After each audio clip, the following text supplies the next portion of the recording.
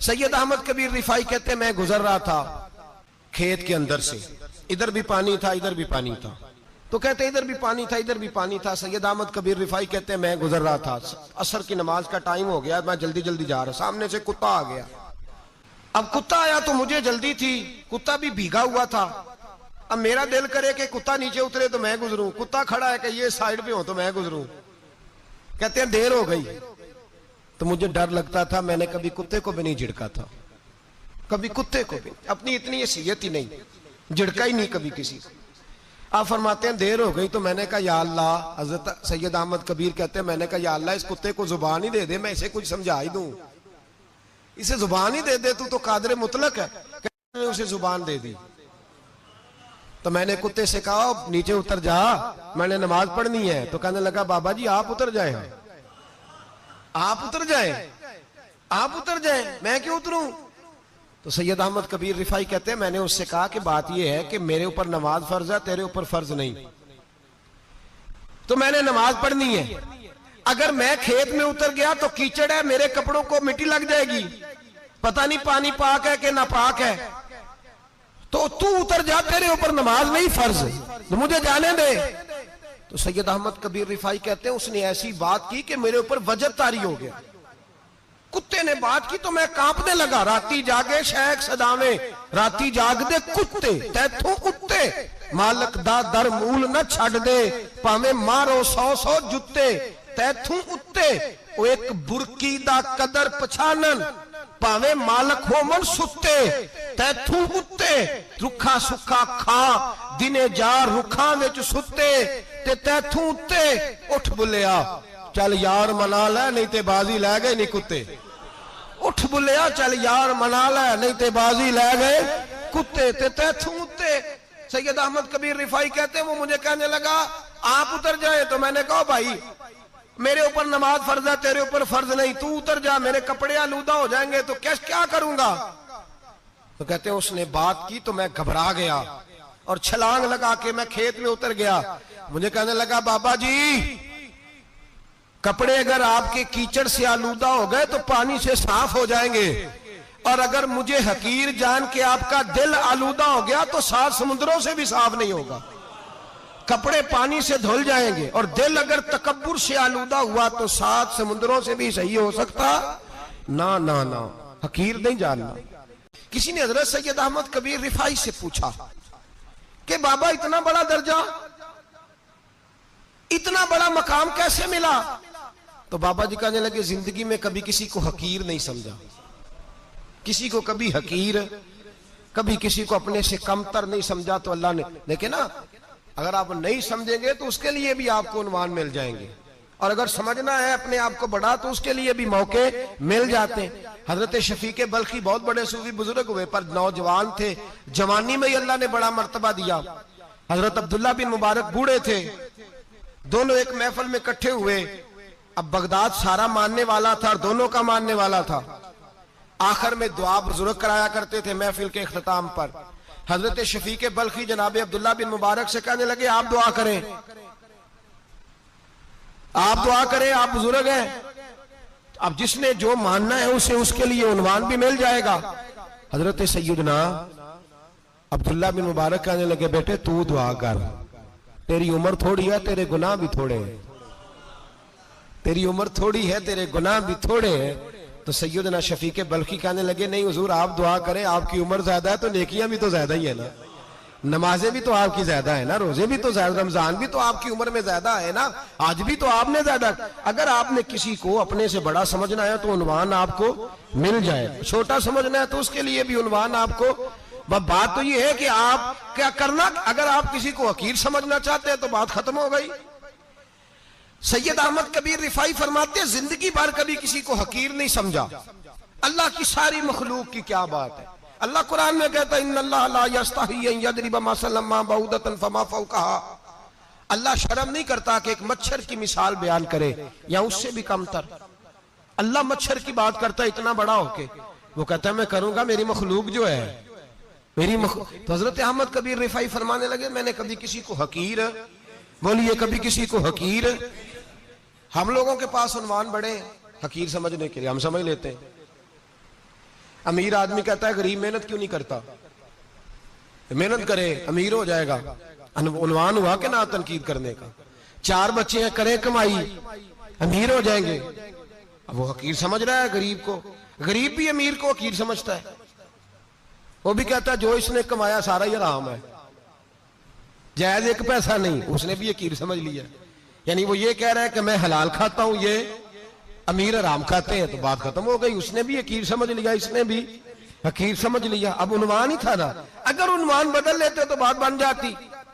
अमीर अगर ये कहता कि मैं इस गरीब की मदद करूंगा इसलिए कि पैसे मेहनत से नहीं मिलते, खुदा के फजल से मिलते हैं, तो वो ये ना कहता कि ये मेहनत करता तो आगे चला जाता। और गरीब अगर समझता इस बात को तो ये ना कहता अमीर सारे हराम ही खाते हैं। वो कहता भाई रब ने जो मेरे लिए पसंद किया मुझे दिया, जो इसके लिए पसंद किया इसे दिया, बात खत्म हो गई, झगड़ा खत्म। उन्वान तो मिल जाएगा आपको, मुस्बत भी और मनफी भी। तो अच्छी बात नहीं कि मुस्बत इख्तियार करें, ना मौलवी को, ना सूफी को, ना दरवेश को, ना खेत में काम करने वाले को, ना पट्टे पे मजदूरी करने वाले को, ना गाड़ी का शीशा साफ करने वाले को, ना तेल डालने वाले को, ना किसी को हकीर ना जान, ना किसी के हाल पे तंज कर, ना किसी के गम का मजाक उड़ा, वो जिसे चाहे जैसा नवाज दे। ये मिजाज लुत्फ रसूल है। ना कोई आया लेके चला गया, कोई उम्र भर भी ना पा सका, मेरे मौला तुझसे गिला नहीं, ये तो अपना अपना नसीब है। भाई हकीर नहीं जानना। सैयद अहमद कबीर रिफाई फरमाते हैं वो कुत्ता तो गुजर गया, मैं दौड़ा घर गया, जाके मैंने गुस्ल किया, कपड़े बदले। फरमाते हैं पहले भी मैं असर पढ़ता था, पर आज जब नमाज पढ़ी तो बड़ा ही मजा आया। मैं सर सजदे में रखूं मेरा उठाने को जी ही ना चाहे, मैं रुकू में जाऊं तो मेरा सर उठाने को दिल ही ना चाहे।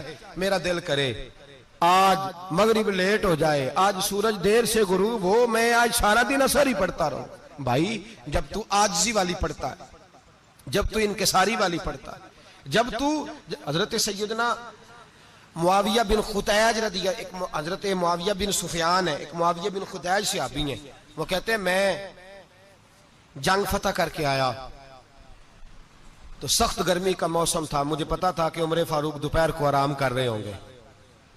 अब फरमाते मैं मस्जिद नबी में बैठ गया, एक बच्ची जनाब उमर के घर से निकली तो मुझे कहने लगी मुआविया आपका नाम है? मैंने कहा हाँ। अंदर जाके जनाब उमर को बताया तो उमर दौड़े आए, और जब आए तो सर पे टोपी कोई नहीं, पैरों में जूता कोई नहीं।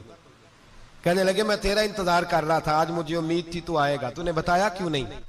तो मैंने कहा हुजूर मुझे पता है रात सारी आप चेहरे पे कपड़ा डाल के मदीने की गलियों में रहते हैं, तो दोपहर को आप आराम करते होंगे, इसलिए मैंने कोशिश की कि आपको बेदार ना करूं, आप आराम कर रहे होंगे, इसलिए ये मैंने कोशिश की कि मैं बैठता हूं मस्जिद में आराम करता हूं, जब आप आएंगे तो देखी जाएगी। हजरत उमर फारूक ने जलाल किया, फरमाया तू मुझे गाफिल समझता है कि मैं सो जाऊंगा? और आप फरमाने लगे मैं कौम का खादिम हूं जिसकी इतनी ज्यादा रियाया हो वो सो जाए चुप करके, मैंने जवाब नहीं देना अल्लाह की बारगाह में? फरमाया मेरे अमीरों की तरह सोने जागने के वक्त मुकर्रर नहीं, मैं कौम का खादिम हूं, जिस वक्त भी आया करो मुझे जगा लिया करो, मुझे कब्र में जाके खुदा को भी जवाब देना है, मोहम्मद मुस्तफा को भी जवाब देना है। मेरे भाई याद रखें जब ये चीजें पैदा, और फिर हमने इन तकल्लुफात में, मैंने कई दफा ये बात बयान की है, अब तो लोग रिश्ते करते हैं तो डीसी कॉलोनी में किराए का मकान खरीदते हैं, 2-4 गैरों की गाड़ियां मंगा के दरवाजे के आगे खड़ा करते हैं, रिश्ता हो जाता है बड़ा घर देख के, और जब शादी के चौथे दिन पता चलता है कि ये किराए का मकान था, तो रिश्ते मकानों पे कायम नहीं होते, एतबार पे कायम होते हैं। वो एतबार टूटता है तो जिंदगी भर कायम नहीं होता दोबारा। जो आप हैं आप वही रहें, जो आप नहीं है वो कभी बनने की कोशिश ना करें। और मेरे अजीज ये भी याद रखें आजिज़ी आपको सवार देगी, और वैसे भी हम अल्लाह के हुजूर जाने वाले, अगर पर्दों में छुप के चले जाएंगे तो बच जाएंगे, और अगर हम अपना आप दिखाते ही रहें, सारी जिंदगी इसी चक्कर में रहें कि मुझे भी पूछो, मुझसे भी मुशावरत करो, मेरी भी बात सुनो, तो ये अना की दौड़ तो खत्म ही नहीं होती। हिर्स सिर्फ पैसे की नहीं होती, हिर्स हवस शोहरत की भी होती है। और नबी पाक सल्लल्लाहु अलैहि वसल्लम ने इसको भी बयान फरमाया है कि ये जो तेरे अंदर चीज पैदा होती है ना, मैं जाना जाऊं पहचाना जाऊं, इससे भी अपने आप को बचा। सहाबा के बाद जिस शख्स की खिलाफत सबसे मजबूत हुई वो हजरत उमर बिन अब्दुल अजीज थे।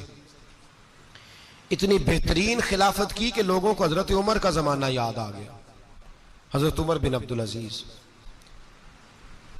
इराक में रहने वाली एक औरत थी। उस औरत का खामद फौत हो गया तो 5 बच्चियां यतीम थी। वो इराक से चली और जनाब उमर बिन अब्दुल अजीज के पास आई कि आप मेरी बच्चियों का वजीफा लगा दें।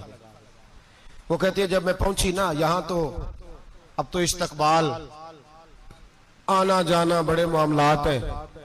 अब तो बच्ची की बारात आए और 5, 7, 10, 20 लोग दरवाजे पे खड़े ना हो तो बारात नाराज हो जाती है, कहते हमारा इस्तकबाल ही किसी ने नहीं किया।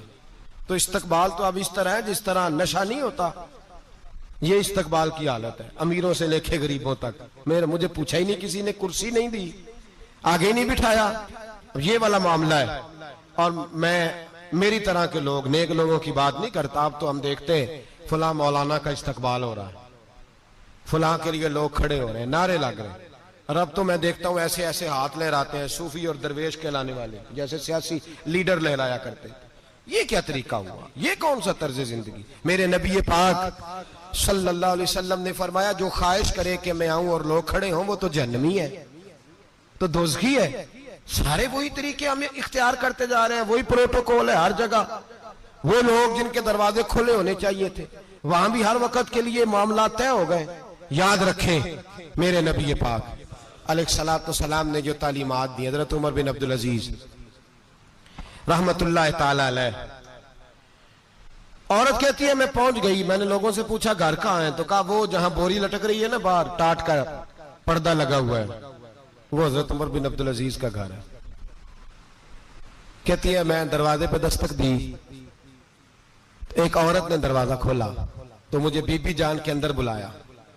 तो उनके घर के अंदर जब मैं दाखिल हुई तो बड़ा सारा सेन था, एक तानिम कुआं लगा था, एक तरफ एक बड़ा दरख्त था और एक छोटा सा बनाई हुई थी जगह बर्तन धोने के लिए। और बीबी ना बर्तनों को मिट्टी लगा के साबुन लगा के बैठी हुई थी, काम कर रही थी वो औरत। मुझे उसने दरख्त के नीचे बिठाया, पानी पिलाया। कैसे आई हो? मैंने कहा अमीरुल मोमिनीन से मिलना है। कहने लगी बैठो थोड़ी देर में आ जाते हैं। कहती थोड़ी, मैंने समझा घर की कोई मुलाजमा है, मैं बैठ गई। थोड़ी देर गुजरी, फिर दस्तक हुई, उस बीबी ने उठ के दरवाजा खोला। तो जब वो शख्स अंदर आए तो कहने लगी बड़ी देर से बर्तनों को साबुन लगा के बैठी हूँ, कहाँ रह गए थे? कहती है वो साहब कहने लगे बस जरा मसरूफ हो गया था। दौड़े गए, कुएं से पानी निकाला, बीबी को दिया, उसने बर्तन धोए। कहती है फिर थोड़ा सा सिरका और एक रात की रोटी वो लाई, उस शख्स ने खाई। मैंने कहा कि ये दोनों घर के मुलाजम है, मियां बीवी काम करते हैं। जब वो खाना खा चुके तो वो औरत मेरे पास आई, कहने लगी उठ के मिल लो अमीरुल मोमिनीन से। मैंने कहा कौन अमीरुल मोमिनीन? तो कहने लगी कब से तो आए हैं, ये जिसने कुएं से पानी निकाला यही मुसलमानों का अमीर है, और ये जिसने दरख्त के नीचे बैठ के सिरके से रोटी खाई है यही है। ये फरिश्तों की दास्तान नहीं, ये वो लोग हैं। मैं रात को भी कह रहा था एक जगह पे कि ये लोग जो है ना जिनका आप रोज शिकवा करते हैं हुकूमतें बड़ी खराब हैं, ये कोई नहीं खराब, बिल्कुल खराब नहीं। जितने सियासी लीडर है सारे सही हैं। खराब वो लोग हैं जो इन्हें वोट दे के लीडर बनाते हैं, बिल्कुल खराब नहीं। मैं तो इनके हक में होता जा रहा हूं। नाराज हो गए ना आप लोग? अल्लाह करे तुसी हो जाओ तो अगले इलेक्शन से सियाने भी हो जाओ, आमीन तो कह दे। मैंने कोई मशवरा नहीं देना, इसलिए कि मेरी नजर में कोई ऐसा शख्स नहीं जिसके लिए मैं आपसे कह सकूं कि वोट दें। और हम तो ऐसी बात करें तो कई लोग नाराज होकर चले जाते हैं, लेकिन कोई परवाह नहीं, इसलिए कि ये दीन मेरे नबी पाक का दीन सिर्फ मस्जिद का दीन नहीं। इंशाअल्लाह आइंदा जुम्मे नजरिया पाकिस्तान बयान करूंगा और बताऊंगा कि पाकिस्तान का मतलब क्या, ला इलाहा इल्लल्लाह मुहम्मदुर रसूलुल्लाह सल्लल्लाहु अलैहि वसल्लम। हुजूर का जो कुरान नाफज होगा मस्जिद में, वो कुरान कचहरी में भी नाफज होगा इंशाअल्लाह। और वो कुरान नाफज होने आया है, असेंबलियों में वही कुरान नाफज होगा इंशाअल्लाह। और यही चिराग जलेगा तो रोशनी होगी। बयान करेंगे और डट के बयान करेंगे, आपको बताएंगे। बात जो बात समझा रहा हूं फिल वक्त वो समझे, मुजरम वो नहीं जो बड़ा बन के लूटता है, मुजरम वो है जो उसको सपोर्ट करता है, जिसने उसे बड़ा बनाया है। ये याद रख ले, हमारी कोई बचत नहीं होगी, हमसे पूछा जाएगा। हम सारे कचहरी में खड़े होंगे, अल्लाह सवाल करेगा कि तुम बताओ तुम इनके मददगार क्यों बने थे, तुम सपोर्ट क्यों करते थे, ये पूछा जाएगा और हमने जवाब देना है। बहरहाल आम दाम पर सरे मतलब जनाब उमर बिन अब्दुल अजीज रहमतुल्लाह अलैह के वो बीबी गई तो कहने लगी कि ये अमीरुल मोमिनीन ने कहा, वोट के हाजिर हुई, कहा हुजूर मैं इराक से आई हूं, मेरा खामद फौत हो गया, मेरी 5 बेटियां हैं, वजीफा लगा दे। वो बीबी कहती है मेरा दिल था कि यतीम बच्चियों का 100 दिनार साल का लगा देंगे तो बड़ी बात है। कहती है जब मैं उनके पास गई तो हजरत उमर बिन अब्दुल अजीज को बताया तो वो रोने लग गए और मुझसे माफियां मांगने लगे। मैंने कहा हुजूर आप क्यों माफी मांगते हैं? तो कहने लगे इसलिए माफी मांग रहा हूं कि तू मेरी रियाया में थी और तेरी 5 बच्चियां यतीम थी, तुझे खुद चल के आना पड़ा है। मेरा काम था तेरी खबर लेता, माफ कर दे अल्लाह की रिजा के लिए। उन्होंने वजीफा लिखना शुरू किया तो मेरी एक बच्ची का 1000 दिनार साल का लिखा। मैंने कहा अल्लाह तेरा शुक्र है। फिर दूसरी बच्ची का 1000 लिखा तो मैंने कहा अल्लाह तेरा शुक्र है। तीसरी का 1000, चौथी मैंने कहा शुक्र है। जब चौथी का लिखा तो मैंने कहा अल्लाह आपका इकबाल बुलंद करे, अल्लाह आपको हमेशा इसी तरह फलता फूलता रखे। कहते हैं जनाब उमर बिन अब्दुल अजीज ने कलम रख दिया, फरमाने लगे मैं 5वीं का वजीफा नहीं लिखूंगा, 4 बहनों से कहना बांट के इसे भी दे दें। कहा हुजूर क्यों? आप फरमाने लगे जब तक तू अल्लाह का शुक्र अदा कर रही थी मैं भी रब से जुड़ा हुआ था और अल्लाह से डर के लिख रहा था। अब तूने मेरी तारीफ की है, अब मेरी जात आ गई है। अब मैं अगर ये वजीफा लिखूंगा तो इससे अल्लाह राजी नहीं होगा, इससे मेरे नफ्स में रिया पैदा होगी। अब मैं 5वीं का नहीं लिखूंगा, जा और जाके इराक के गवर्नर को दे। बीबी कहती है मैं घोड़े पे बैठी और मैं चंद दिनों के बाद इराक पहुंची। जब सवेरे आके मैंने वालिए इराक को रुका दिया तो वो चीख मार के रोया। मैंने कहा क्या हुआ? तो कहने लगा बीबी आज रात को हजरत उमर बिन अब्दुल अजीज का इंतकाल हो गया, फौत हो गए, तो इंतकाल कर गए। कहती मैं भी तड़प के रोई। मैंने कहा मेरी यतीम बच्चियों का क्या बनेगा? तो वो गवर्नर कहने लगा तेरे वजीफे जारी रहेंगे, तुझे मिलते रहेंगे। तो कहने लगी कैसे? कहने लगा मैं अगर तो गवर्नर रहा तो तेरा वजीफा जारी रहेगा और अगर गवर्नरी से उतर भी गया तो मैं जाती तौर पे मालदार हूं, फिर भी तेरी बच्चियों के माहाना पैसे पहुंचते रहेंगे। मैंने कहा तू क्यों देगा? कहती वो रो पड़ा। कहने लगा अगर अमीर हजरत उमर बिन अब्दुल अजीज जैसे हो तो फिर अल्लाह गवर्नरों के दिलों में भी रहम डाल दिया करता है, फिर मेरे जैसे लोगों को भी वो बदल देता है। हजरत उमर बिन अब्दुल अजीज घर आए, 3 बेटियां थी। एक को आवाज दी, वो आई तो उसने मुंह पे हाथ रखा है। दूसरी को आवाज दी, वो आई तो मुंह पे हाथ रखा है। तीसरी को आवाज दी तो मुंह पे हाथ रखा है। आपने अपनी बीवी से कहा कि ये बच्चियां मुंह पे हाथ क्यों तीनों ने रखा हुआ, क्या बात है? तो बीबी रो पड़ी, कहने लगी 4 दिन हो गए मेरी बेटियां प्याज से रोटी खा रही हैं, 4 दिन हो गए, उनके मुंह से बदबू आती है इसलिए वो आपके सामने आती हैं तो मुंह पे हाथ रख लेती हैं 4 दिनों से। बीबी रो रही है। हजरत उमर जलाल में आ गए। आप फरमाने लगे तू ये रो रही है तू?